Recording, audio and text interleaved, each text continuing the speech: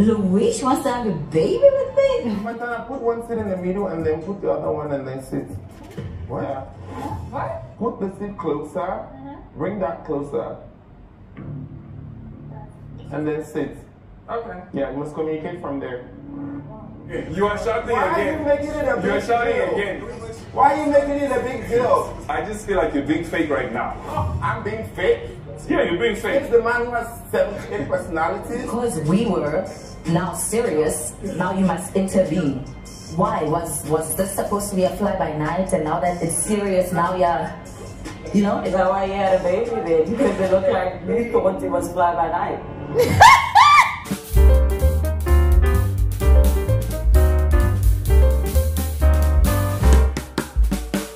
The way Andile and Lewis disappointed me on this particular episode of the show, I don't think I'm ever going to recover. I mean, for Andile, I have put him on a very high pedestal, you know, that, okay, this is just that one cast member that has his emotional intelligence active. This is just that one cast member that has self-control, that understands how to approach issues, that has a good manner of approach, that has proper refinement, you know, all the queenliness and all the kingliness that they are preaching on the show. I've always seen Andile to be that one cast member that is the proper embodiment of all of that. And then for Lewis, I mean, I started seeing him in a good light. I started seeing him as a very, very intelligent and strategic individual that has the proper manner of approach to issues. Only for these two men to be at the height of their disrespect to the women in that circle. It was so appalling. I was so disappointed. I did not just know how to feel. I mean, for Swanky Jerry, we've come to the conclusion that Swanky Jerry has just been a bitch this entire season. Yes, and he was even worse on this episode. Swanky was just exhibiting all forms of gutter behavior, the lowest of it all in the name of, oh, I am the king, yes, blah blah blah, I am sassy, I am woke, I am all whatnot. Guys, it was just so disgusting. It was so annoying. As a matter of fact, this entire episode was just very, very triggering. Yes, the way most of the women were disrespected by the guys, it was just so disrespecting for me. I could not take it. I could not take it. And so I have a lot to say about this episode, so please make sure you watch till the end. And as usual, I'll urge you all to please feel free to share your thoughts in the comment section below. I would love to hear your thoughts about all the drama, all the events as they unfolded on this episode. All right, and you're all especially welcome back to my YouTube channel. My name is Gloria Elijah. This is Frankly Speaking with Gloria Elijah, and I am the girl with the tea. If you are new here, or maybe you're not new, maybe you've been here for a while, but you are yet to officially become a part of this community, it's quite easy. Please go ahead and do exactly what you see on your screen. All right, now quickly, let's proceed into the details of this conversation. Let's take it from the top. Let's talk about Lewis's wish to have a child, not just by anybody now, but by Zari. Ladies and gentlemen, I found that to be very, very disrespectful and highly provocative. Yes, I felt like Lewis was intentionally trying to poke and provoke Diamond. Because first of all, let's remember that these two people have unresolved issues. These two people have shared an ex before. Yes, according to the story, Diamond was dating someone. Lewis did not know. He went ahead, dated the same person up he probably knew, and Diamond is yet to forgive Lewis for that offense. Yes, and Diamond is not even ready to resolve the issue. Lewis is pretty much aware that Zari is Diamond's baby mama. Zari has 2 kids for Diamond, and they are even having conversations of having a 3rd child via a surrogate. This is something between these 2 adults that are co-parenting. Now, Lewis is aware of all of this information. Now, he's still going ahead to, you know, initiate the idea of him wanting to have a child with Zari via a surrogate, wanting to do the same thing that Diamond and Zari wants to do. And guys, I mean, I just found it so ridiculous. And I'm like, bro, I don't get it. Are you just a natural troublemaker or what? It just felt like Lewis was giving off the air of gluttony. Yes, whatever Diamond has, I want it. Whatever Diamond is going after, I want to go after the same thing. And guys, let's not forget that the same Fontana that he is chasing, the same Fontana that he is taking out on dates and, you know, asking to be his girlfriend, that is the same Fontana that Diamond has already started dating in the group. Lewis is now giving me the vibe of covetousness. Yes. Your eyes cannot stay in your own lane. You are putting your eyes in what another man already has. We know that Diamond is not all that. We know that Diamond is a playboy. We know that Diamond is a hunter. He's a chaser of women. He is the conqueror of different pussies and vaginas all over Africa. We know all of that. But at least he's doing what he is doing with the consent of the women he's involved with. It's not like he's doing it behind their back. They all know, they're aware. Fontana is aware. So what I don't get is why Lewis is desperately trying to insert himself in all of that mix. It just doesn't really make sense. Let's talk about the disrespect to Zari and Fontana. Ladies and gentlemen, I don't care how anybody sees it, but this is just my frank opinion. I just feel like it's not even flattering at all. Like, what does he think? What does Lewis think that, oh, because I look good, because I'm handsome, because I've got the body, because I've got the height, so these ladies should feel grateful that I'm even asking this one out and I'm asking this one to give me her egg, you know, to father a child with her. Like, guys, it doesn't really make sense. It doesn't really make sense. I just felt like that was just highly disrespectful to Zari. Also looking at the fact that Zari was the only person that even gave him a listening ear in the first place when, what's his name now, Swanky and Bonang were attacking him at Swanky's dinner. I felt like that was highly disrespectful. And just as Zari said, does this guy think that she is a baby making machine? He did not even think about initiating a business conversation with Zari. He didn't even think about, oh, let's do business together, let's partner, let's collaborate. Instead, you're looking at her borrowing you egg. It was just so ridiculous. And then the disrespect on Fontana. You've taken this girl out on a dance date. Both of you have gone out. You've danced. Is it Kuzumba, Abi, Salsa, or whatever people have danced. You even gave her a massive bouquet of flowers. You said a lot of nice words to her. Even told her that you would love to spend more time with her, only for you to come and start talking about borrowing eggs or getting eggs from Zari to father a child. Then it means that Lewis is not at all serious with Fontana. And in as much as it's, you know, came off as some form of bullying from Swanky at Zari's birthday when Swanky was attacking Lewis like that, you know, I still kind of felt like Lewis deserved it, because you cannot be that disrespectful and condescending to those women and expect to be treated nicely by Swanky. Of course, we know that Swanky is cray-cray. We know that Swanky loves attention. We know that Swanky has a very terrible manner of approach to issues. But one thing we also see through, you know, from Swanky is that when he wants to really get that attention, he will stand up for his friends, right? Even though it means him raving like a lunatic, you will still see him, you know, coming through for his friends. And that was exactly what he was doing for Fontana. However, I do not support what Swanky did 100%. Yes, I just felt like that was still bullying Lewis. But I still felt like for all of those crimes, yes, I call it crimes, for all of those crimes, Lewis actually kind of deserved the way Swanky treated him at Zari's party. We're going to still talk about the party, more about the party, but in progression, let's talk about what happened next after Lewis, you know, brought up that ridiculous idea to Kanye. Speaking of Swanky, it was really annoying, but still laughable when he was going on and on about the rest of the crew were kind of trying to bully him over bonang. And I'm like, how exactly? Like, bro, you by yourself, on your own, in the fullness of yourself, in the fullness of your pettiness, in the fullness of your childishness, was literally bullying everybody, trying to force them to feel the way you feel about bonang by herself exiting the group. So who then is the bully?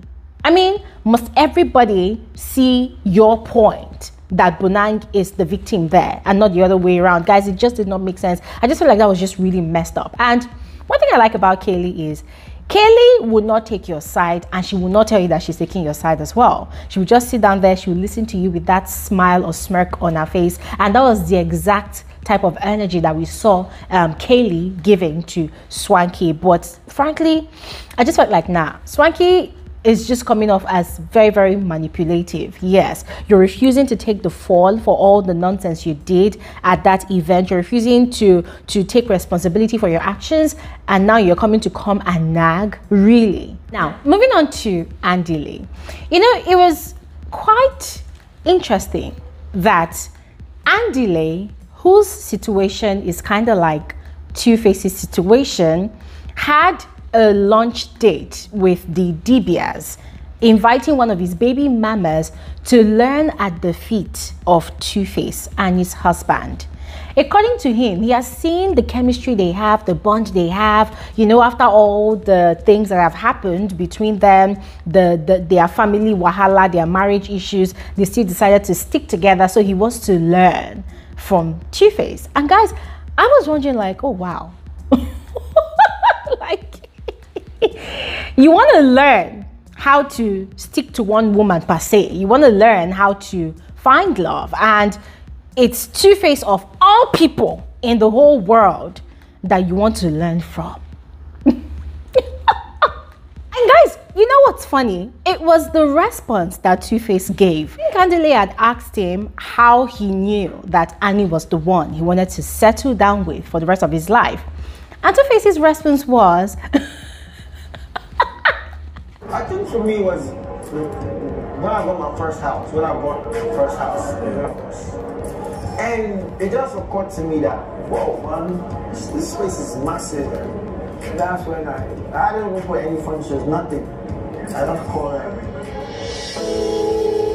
When he bought his first house, there was no single furniture in the house. And he wondered, oh wow, how am I going to furnish this house?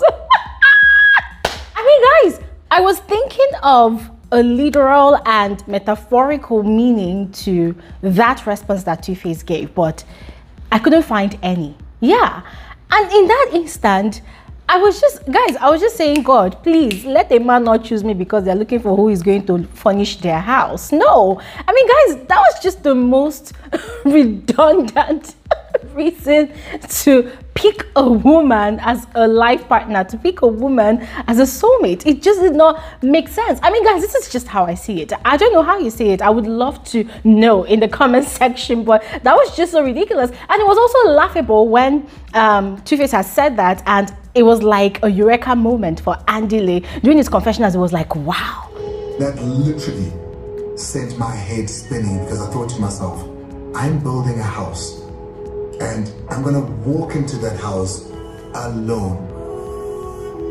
Do I wait to be hit with that reality, or do I learn from those that have done it before me? Like, why is people acting like Two-Face just said so much sense?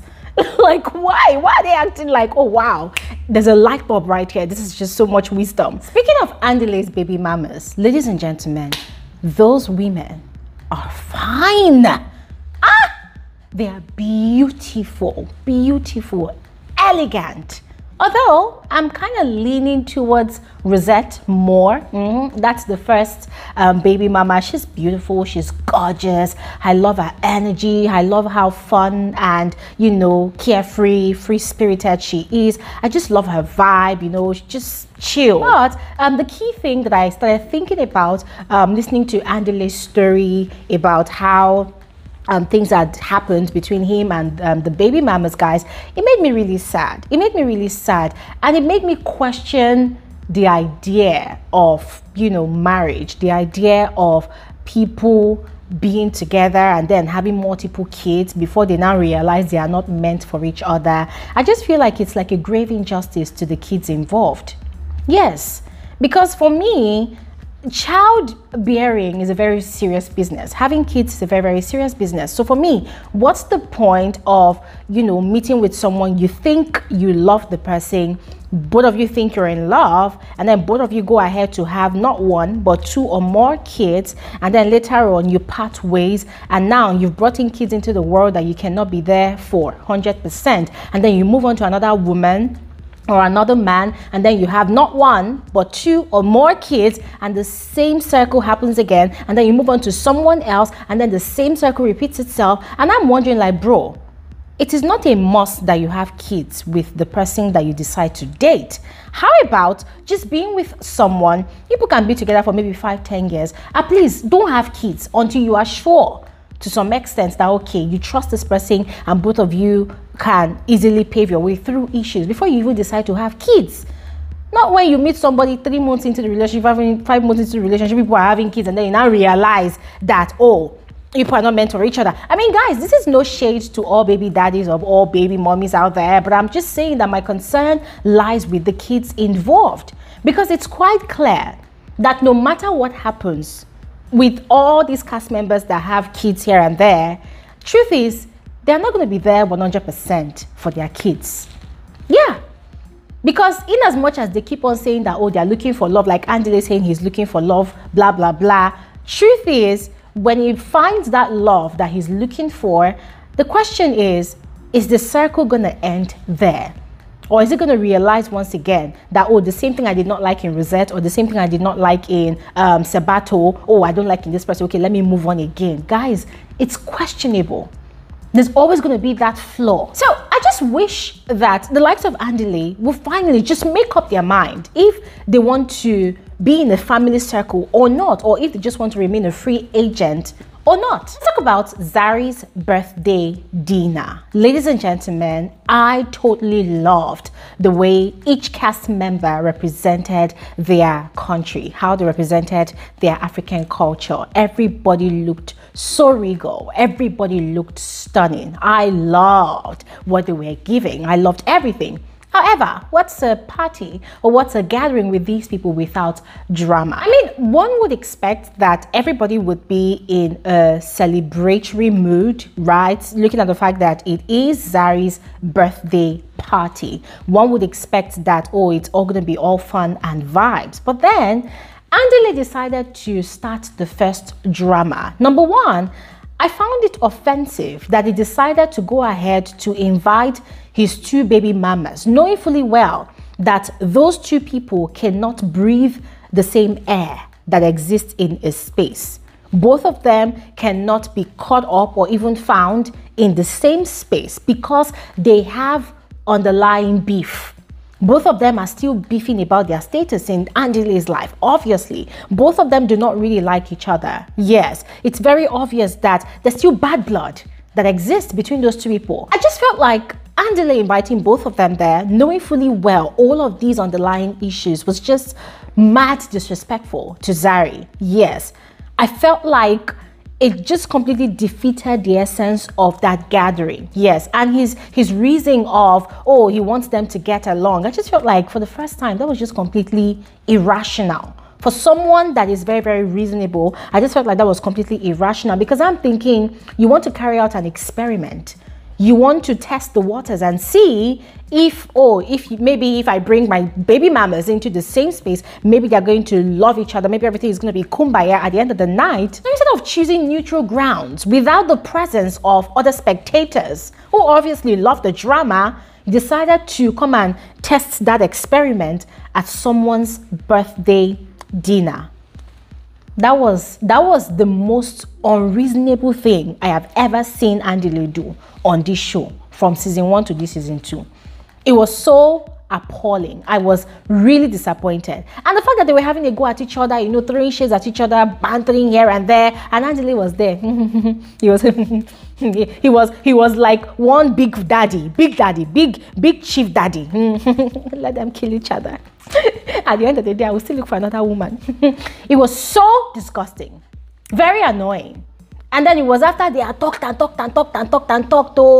Fantana had, you know, stood up to talk, and then he now went and stood between. I'm like, what the hell is this? See, except all of these drama on the show is scripted, because there's no way such a thing will happen in real life. A man, an African man, knowing fully well that his two baby mamas, if giving guns to kill each other, will definitely buy the idea, you know, will now go ahead and invite them. Nah, I've not really seen that happen, but see, I just felt like the whole thing was scripted. But if that's real, then that was bullshit. Now, despite the fact that I was not in support of Andile causing such drama at Zari's party, the highlight for me this particular episode was Lewis's facial expression. And now that it's serious, now you know, Is that why you had a baby then? Because it looked like you thought it was fly by night.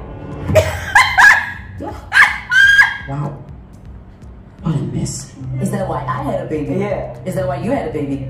Babe, Because I saw the same thing. Way older than you. It doesn't matter. This guy looked like a caged and confused animal. Yes, you know, he was actually sitting in between the warring parties. So this one was throwing fire, this one was throwing brimstone, this one was throwing atomic bomb and all whatnot. And the way he was throwing and looking at both of them, like, these guys, he was so hilarious. I thoroughly enjoyed that scene. I loved it. However, when Lewis now stood up to give a very, very ridiculous toast to Zari, and then was now talking about, oh, I have the best birthday gift for you that is way better than what anybody else has to offer you, I lost it. Of course, just as expected, nobody on that table liked what Lewis was doing at that point in time. And I've said what I want to say, you know, already at the start of this video, that was extremely disrespectful to, what's her name now, Zari, to Fantana, and also even to Diamond. And I said it before, and I'll say it again, Lewis was just giving off this vibe of covetousness. You want to you want to covet what belongs to another man. Everything that another man has is where your interest lies. Why don't you, you know, look for your own struggle? Why don't you face your own hustle? Why must you always want to, you know, step into Diamond's business? Yes. So I just felt like that was highly provocative. But then there's also the possibility that this whole drama, which is very ridiculous, is scripted. Yes. And then, of course, leave it to Swanky to go crazy. He found an opportunity to exhibit his madness again, and that was exactly what he did. And guys, do I support the way he attacked Lewis? Absolutely not. But as I said before, I think Lewis actually deserved that kind of reaction. But talking about Swanky now, guys, I know that this is a show, and if all what Swanky is doing is just for the sake of highlights, for the sake of drama, for the sake of conversations to be sparked up on social media, well, he's actually getting my attention. He's getting everybody's attention. But realistically, that was just so much gutter behavior. Yeah, talking and wagging his tongue, even basically bullying Lewis, yes. And it was very obvious too that he was intentionally, you know, aiming at provoking Lewis for God knows what reasons to him. Yes. And then after doing all of that nonsense, he stood up and walked out and was even blabbing nonsense, you know, trying to make it look like, oh yes, I dropped the mic, I had the final say. That was him being bitchy. So yes, guys, I mean, these are just my thoughts about this particular episode of Young, Famous and African. This is how I saw it. I would love to know your own perspective of all the drama as they unfolded. All right, so please go ahead and share in the comment section below, and I'll see you guys on another episode of Frankly Speaking with Gloria Elijah. Have an amazing day. Bye.